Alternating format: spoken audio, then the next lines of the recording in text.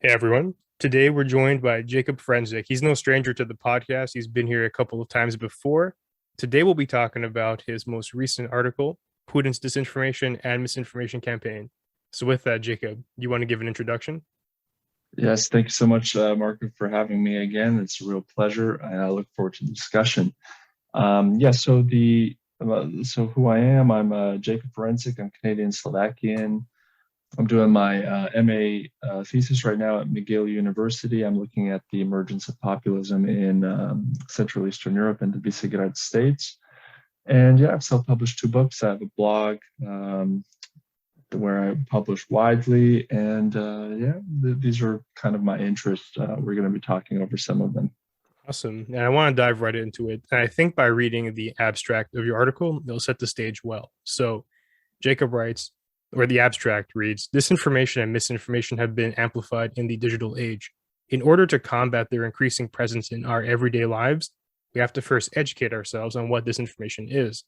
In his post, Jacob Ferencik looks at this question in some detail, primarily by analyzing Vladimir Putin's usage of disinformation in politics. He first democratizes between disinformation and misinformation, points to some examples in Putin's early tenure as the president of Russia, and compares them with the use of disinformation during the pandemic in order to show why people lose trust in traditional media sources. Finally, Ferencik addresses the two most avid producers of Russian disinformation, RT and Sputnik, and briefly discusses why they have become so prominent. So, Jacob, with that, where do you want to lead us first? I think a good place to start is, as the abstract was outlining, the difference between misinformation and disinformation, because I think a lot of people are familiar with misinformation, and misinformation has really been in the public eye for in the media space, at least for the five place dominantly. But disinformation recently has been under discussed up until I think the pandemic years, from my observation. And so, really, the easiest way and the simplest kind of demarcation here between misinfo and disinfo is that, broadly speaking, misinfo is unintentional, and disinformation is something that is purposefully regurgitated by the state, by the fourth estate, which is the media space, and basically state-owned media enterprise. And we see this clearly in Russia. So this is what I look at in the article for Europeum. But I mean, really, you could argue that that is present in most news sources, sadly. And I mean, a really good example of this is actually Fox News as well in the States. So you can go a number of different ways with it. But I think an interesting also delineation here is that disinformation, when we look at it, has four characteristics really that are dominant. So initially, disinformation really just wants to dismiss an event, or it wants to deny the event happening at all. Then it proceeds into this kind of, okay, but maybe it happened partially, but it's distorting. These are called the four Ds of disinformation. So dismissing, then distorting, and then it's distracting. So then it kind of looks at, okay, maybe there's other factors at play, or it brings up red herrings to the situation. And there's examples of this that we can discuss as we go. And then there's dismay. And so dismay really just leads to populace not believing news sources because there's so much information out there, and they can't really take it. The pandemic is an incredible example of this, right? You're just getting flooded with information, from 5G to China to lab induced to Bill Gates wanting to surveil us. And you can go ad infinitum with these examples, and it really is efficient. The Alex Jones types, or there's a number of examples of that. They will use these methods, and they are actually incredibly effective. And so, yeah, the four Ds are a really good thing to keep in mind: dismiss, deny, distort, distract, dismay. And I want to get your opinion on the pandemic. On one hand, there were just insane conspiracy thinking situations going on. You mentioned a couple of them, like the microchips in the vaccine, Bill Gates trying to become the supreme tyrant of the world.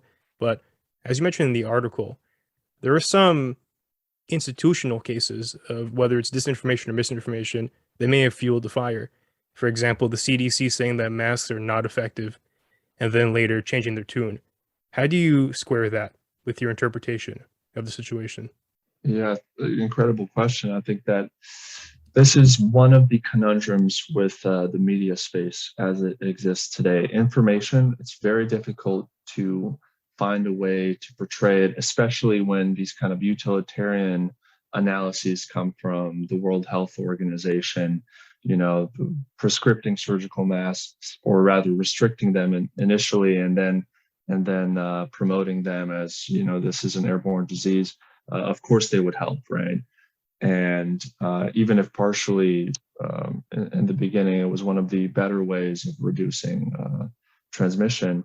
So, but when these organizations, and the WHO is responsible for preventing pandemics, mind you, when they tend to lie in these ways or make these utilitarian analyses, they are undermining their reputation, and people tend to not believe, or they are easily dismayed. And we could see this from Fox News to Joe Rogan, right? Like, I mean, Joe Rogan, I'm pretty sure still to this day is very skeptical of these types of institutions.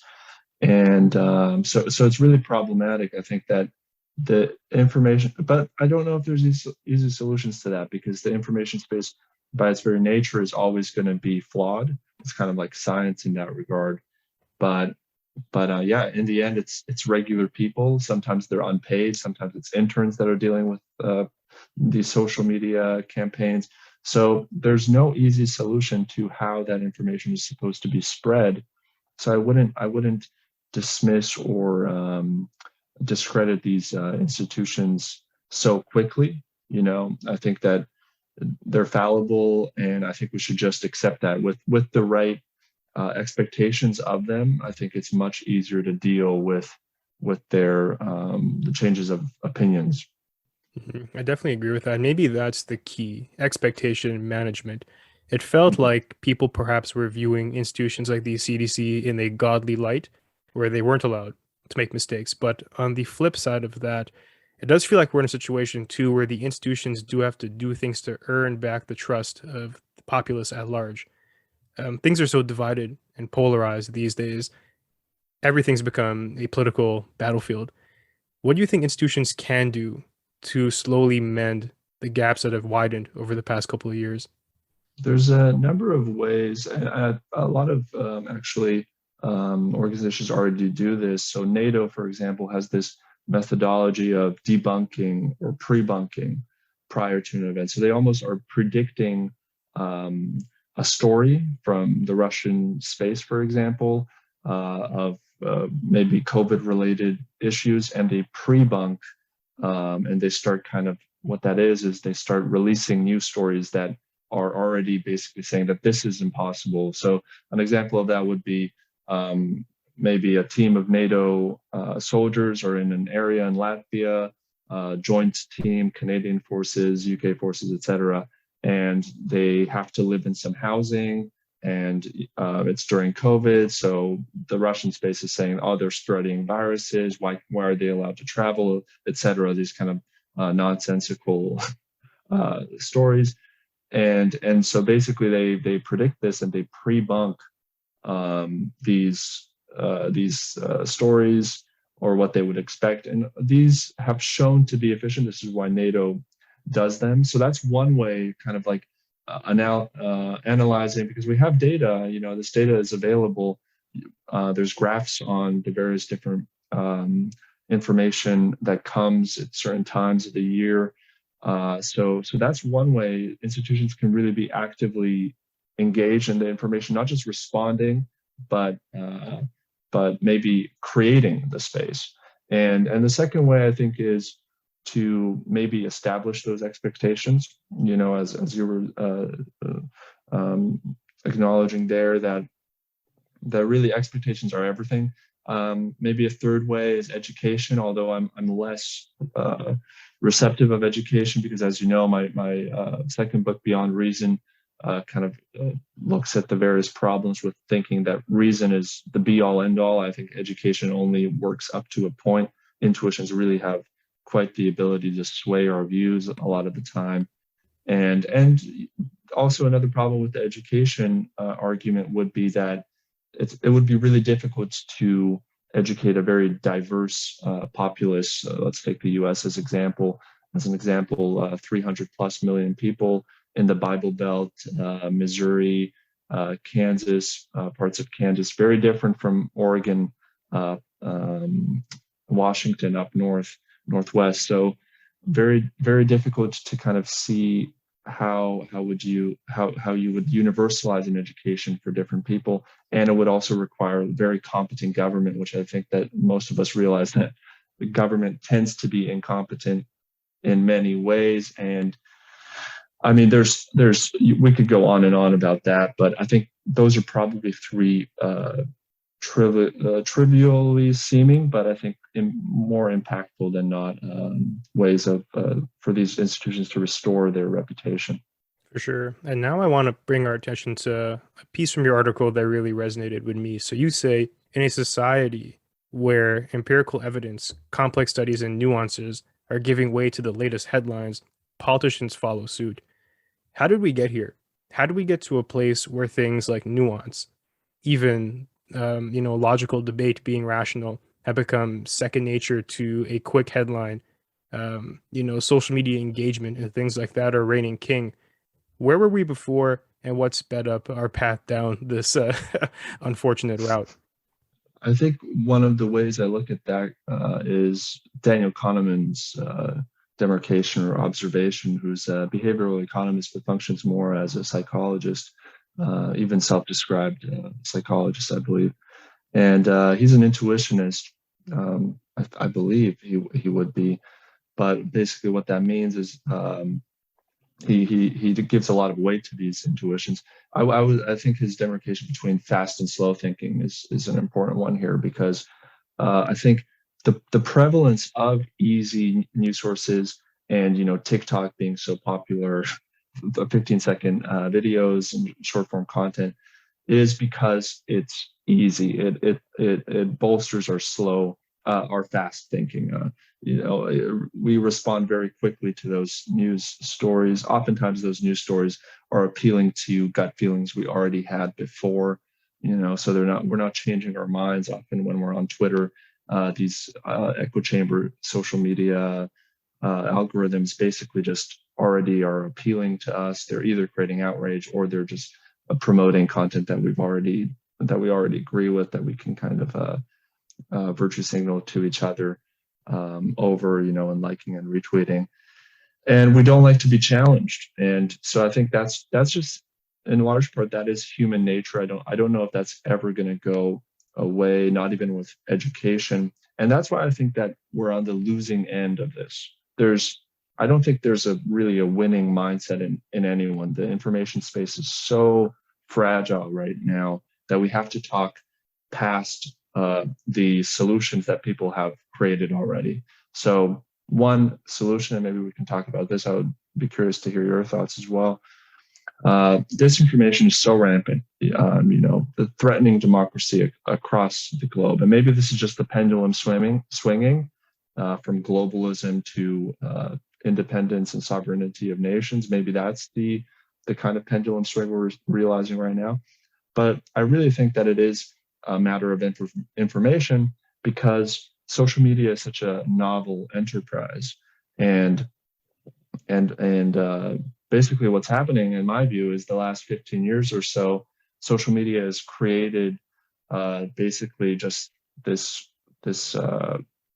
dent in our human nature. We're just not prone to think deeply about things. And so when they started creating shorter and shorter content, shorter and shorter information, people have really just gotten used to not diving deep into news sources in order to create an actual opinion. So very few people are reading right now, actually, concerningly. Very few people would be listening to long explanations on TikTok. And even myself, when I'm creating content on TikTok, I've realized that people don't want to listen to a minute and a half. They don't want that at all. They want 15 seconds. They want 30 seconds. And they want all these various psychological hacks in the content. And I'm not into that. So I very much stopped providing commentary or creating commentary there. So that is the prescient problem here, I would say, is that we have these vulnerabilities and this human nature, as your question was asking. This is in us. This is what we are. This is who we are, and we have to come up with solutions. And I have some ideas about that, obviously, but yeah, that's one of the ways I would respond to that. It's a bit of a bleak picture, eh? When asking people to pay attention for 90 seconds is too much of an ask, you know we're in a rough spot as a society. It is true, though. Absolutely. I do feel like social media has definitely brought out the worst in humanity in some ways. And I tend to agree with Sam Harris's diagnostic here, where we just been thrust into a psychological experiment and we don't know how things are going to play out. And this is at a global scale. Mm, How is social mhm, media going to impact the ways in which we view other people, and how is it going to alter the chains of society? And this is mhm. why I believe many countries like China, who are more authoritarian by nature, and North Korea, have curbed social media so drastically and they've taken control of it because they've seen warning signs and they weren't willing to run that experiment without a little bit more influence on their end. Now, when it comes to solutions, this one's tricky. I do agree with you. It's hard to say. It's hard to determine if the ball just has too much momentum to stop and to what extent can we do anything. To me, it comes back to values. People are just valuing engagement. People are valuing the next piece of information over things like deep thinking and discussions. And I do agree that individuals tend not to want to be confronted or corrected or engaged with in perhaps a hostile manner. And that's why things like echo chambers are so attractive. But perhaps if we start showing people that it's not the end of the world to get into a debate or have someone who disagrees with you, it's actually a beneficial thing. And not only is it beneficial to the people watching, it can be beneficial to you too. Who wants to walk around with weak ideas or incorrect ideas? And the only way you can find out how strong your convictions are is by testing them. Nobody is really testing ideas these days. They're yelling into echo chambers where all they get is applause. This is a major problem, and social media has amplified that. It's strange to me, even like you were saying, going back 10 years ago. And I'm not too sure if perhaps our timelines are skewed, being both young people, but I feel like things were not this bad before, and there's been an exponential shift into how toxic we all are. I've seen Andrew Yang share graphs that tensions are as high as when the American Civil War was happening. Have you seen those? I think, yeah, it rings a bell. Mhm. And that's just astonishing to me because, on a factual level, things are not as bad for anyone as they were during that Civil War era. But still, perceptions are warped right now. And actually, that ties into another quote that you gave that I found interesting. Russians have repeatedly shown that in politics, and I would even go further, that in the world, perception is more important than reality. The perceptions of the times have everyone in this moral panic, it seems to me. Yeah, yeah. Well, I mean, that is also just an observation or an argument within political thinking, right? Perception is much more important than reality. Well, this is something that the Russians have utilized from Nicholas II, Catherine the Great before him, to Lenin and Stalin, and all the way up until Putin. So I think you're absolutely right there. This is a real problem, and I don't know if I don't know. Maybe you're right in that we're both young, so maybe we don't know what it was like in the past. But I remember some research on this in the 1960s was suggesting that weakening face-to-face interactions is really what drives some of this kind of polarization. And so it happened in the 60s in the US, and I wouldn't be surprised if it was happening elsewhere. But yeah, China and other totalitarian states, they have a system where they cut out information and social media in very large ways. And I mean, that is obviously not the other side that we want. We wouldn't be arguing for that. But I think that censorship is something that that is part of the solution that people haven't been discussing in a significant way. I think censorship usually, and it's right now for the last past 10 years, it has been from the right that censorship, they've really been criticizing it, promoting this cancel culture, fears and all this. And I think some of that is warranted, obviously, but some of it is a red herring. Some of it is utilized for profit maximization. I think the Alex Jones crowd who shouts the cancel culture meme, they're not really concerned with cancel culture because they're making a lot of money when they talk about cancel culture. They're concerned with maximizing their profits. And so I think cancel culture now, 2 years ago, 3 years ago, 4 years ago, maybe it wasn't a meme, but presently we have to look at it more as a red herring because it's not really addressing the real prescient force that disinformation has, from Brexit to Marine Le Pen in France, to Viktor Orban in Hungary, to Jaroslaw Kaczynski in Poland, to Narendra Modi in India, to Donald Trump and all his pundits in the U.S. who Trump possibly could become president in 2024. Who knows? And if not him, then DeSantis, who's utilizing disinformation and the outrage machine as much as Trump. He's been learning from him, from the successful campaign he's had in 2016. So we need to look at this and we need to just say, okay, censorship, that is an option. We're not arguing. And this is what happens. People who are typically on the right, they will say, oh, you want censorship, you want restriction of free speech, so that means you want China. Well, no, that's one, a slippery slope. Secondly, it's a red herring. And thirdly, it's misunderstanding the fact that censorship is already rampant on social media. As you know, if you listen to Sam Harris, he had a podcast on this, on pedophilia online, and it is rampant, concerningly rampant. There's all sorts of harmful speech. Threats get censored, violence gets censored, spam gets censored. There's a lot of censorship online, and I think it has to be better used. And maybe because of just the way it can be used as a red herring, this argument for more censorship, especially when it comes to disinformation, maybe the authorities just shouldn't be talking about it. That's maybe one way moving forward.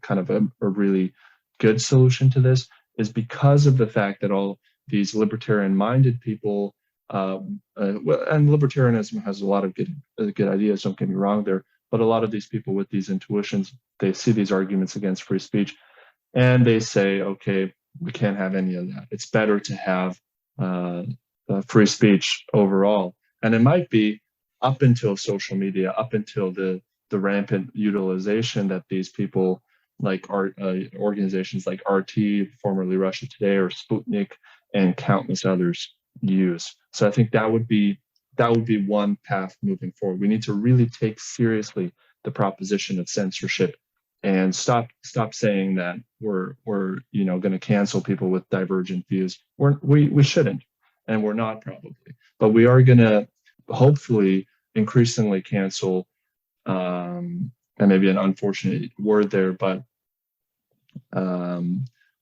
get rid of disinformation online, because that's the only way moving forward, really. Mm-hmm. And I do think we should linger here because I imagine that you'll get some flack for the ideas positioned, but I think if we go more in depth and really flesh this out, the logic, could shine through. So to break down, first of all, the censorship proposition, I'd ask you to first just define how you envision that playing out in a successful manner going forward. And if you can address perhaps one of the main concerns of the general population, which is who gets to determine what is and isn't censorable. And this even ties back to our prior discussion about the institutions, because that's likely the answer. And the individuals within the institutions are really the ones who are making the policy shifts. The pandemic has perhaps opened up a can of worms where people are far more skeptical now of the proposition because of the flippin' and floppin' that they've seen, whether that was with masks or the more recent distinctions between vaccinated, unvaccinated, and how they're vanishing. some people are positioning the case that yesterday's disinformation is today's public health recommendation. And obviously, that isn't correct entirely. The disinformation and misinformation pieces about microchips and Bill Gates trying to be tyrant are never going to be the truth because those were just straight up lies. But some more subtle things have turned out to be, more mainstream now.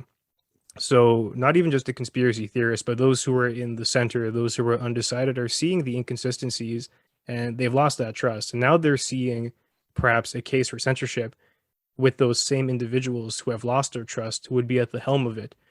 How can you get them to join and see things your way? I think we have to create more than two categories when discussing this, right? Because in science, for example, people differentiate between pseudoscience, mainstream science, borderland science, and various different areas, right? Where borderland science, you have these hypotheses that aren't really provable, but are just very likely and have some evidence for them, but can't be considered empirically given, right? And then you have science where you have these just basically empirical evidence that just proves the hypothesis, and they have pseudoscience, which is just this blatant kind of conspiracy thinking. And so that's also, I think, within the information space, we have to create a language that doesn't just say, okay, this is real information, this isn't, because I think there's more categories. There's a lot of information, as you were saying, that turned out to be true when it was when we were talking about the pandemic, that initially people were just laughing at and saying that that's, how could you believe this? I mean, surgical masks, for example. Initially, I was even laughing at Slovakians for rolling them out because I was saying that the WHO said we shouldn't, and Slovakians went on with it. And because their scientists were saying, no, this is an airborne disease. What are you doing? Like, this is one of the ways to prevent this. So you're absolutely right. But I think that's the third, or the third that comes immediately to mind category, which is this category of, this is information that we don't have, that we don't really know. There's some disagreement here, and that's where we are. This is a democracy. And we're both living in Canada, so we're both living in a democracy, and that's what we should expect. Information contested, debated, different experts brought on, peer review, and all these. This is why democracies thrive. So, and I think people immediately create this category, I think wrongly. They say that, okay, this is not accepted by the mainstream presently, so therefore it is necessarily wrong, and maybe we should censor. I don't necessarily agree with that. I would push against that, because I think that science by its very nature is refutable. That is one of its central components, right, of Karl Popper's verifiability, falsifiability argument applies there. So I would say that that's one of the ways, and yeah. Yeah, and that science point is very apt. I always give the example before we discovered that Earth was not at the center of the universe. The prominent scientists were very convinced that that was the case. And anybody with the theory that perhaps that wasn't true, they could have been labeled as heretics in some cases, or just peddlers of false information. But what is key there is what you talked about, and it's the processes, is the research, the peer reviewing, the debates, and the investigation.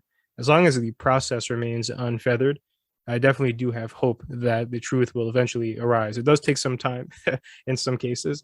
We just don't know. It's very true with science. Like, we don't know if we're currently believing in something that turns out to be equivalent to the Earth is the center of the universe. And the only way we find out is by continually questioning things. That should never be off limits. And I do fear that the pendulum sometimes swings too hard, and some individuals are in that camp right now where you cannot question the science, and that's a disaster of a mindset to have. And on the other hand, it's a disaster to be questioning it with just pure conspiracy with no basis. I keep going back to the microchip example. That was just pure nonsense, and of course you're free to do that, but there are negative consequences for such a thing. Those who are more impressionable can get swooped up, and that can result in things as severe as increasing death tolls in a pandemic. So it's definitely a tricky balance beam to walk on.